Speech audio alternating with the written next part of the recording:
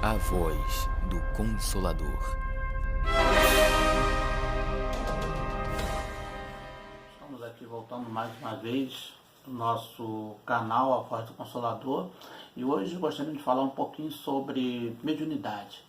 A mediunidade, de acordo com o conceito kardeciano, tá no Livro dos Médiuns, no Livro dos Espíritos, essa capacidade que o homem tem de entrar em comunicação com um plano extrasensório. E a palavra médium vem de uma palavra latina que significa realmente intermediário entre um e o outro. Allan Kardec divide o grupo de medianeiros em dois grandes grupos: o médium de efeitos físicos, que é aqueles que vão tocar mais aos sentidos. Aí você vai ter, por exemplo, a sematologia, o processo dos REPs, das mesas girantes, da ectoplasmia, materialização, um número assim enorme de fenômenos.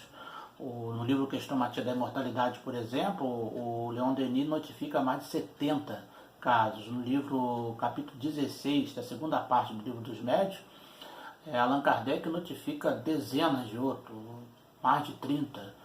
Então são muitos os fenômenos. E também os fenômenos de efeitos inteligentes, aqueles que tocam não os sentidos em si, mas que tocam muito mais a percepção da ideia da inteligência. Então você vai ter a psicofonia, a psicografia e outros fenômenos que vão...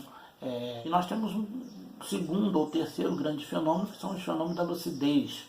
O Edgar Armand, no livro Mediunidade, chama de fenômeno de lucidez. Allan Kardec chama de fenômenos sonambúlicos, ou emancipação da alma. Ou Albert de Rochat, a partir da década de 70, 1870, ele chama de animismo, que é um nome consagrado hoje por André Luiz, por exemplo, no livro Mecanismo da Mediunidade e outros. Ele dá muito essa terminologia. E dentro desse contexto, esses fenômenos chamados de lucidez ou anímicos são aqueles que nós conhecemos como vidência, audiência, clarividência, clareaudiência, dupla vista, sonambulismo, êxtase e etc. Um número também bastante vasto. Dentro desse contexto, nós vamos observar que todos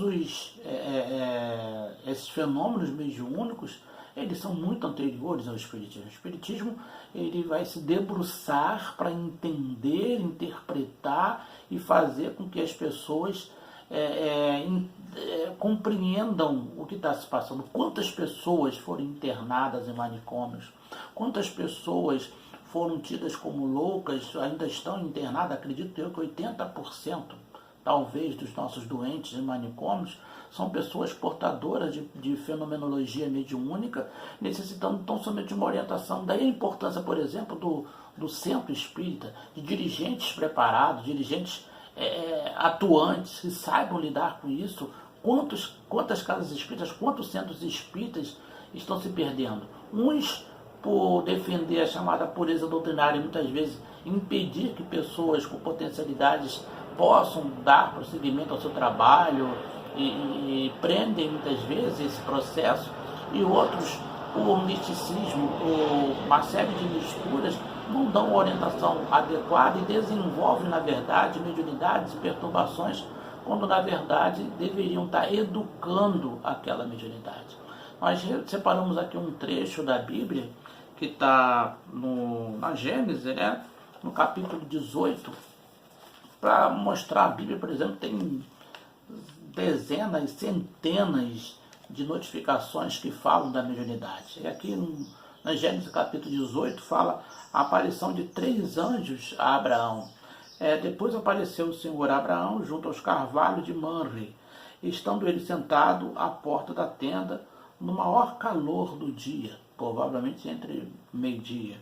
Levantando-se Abraão os olhos, olhou, e eis 3 homens de pé em frente dele. Quando os viu, correu da porta da tenda ao seu encontro e prostrou-se em terra.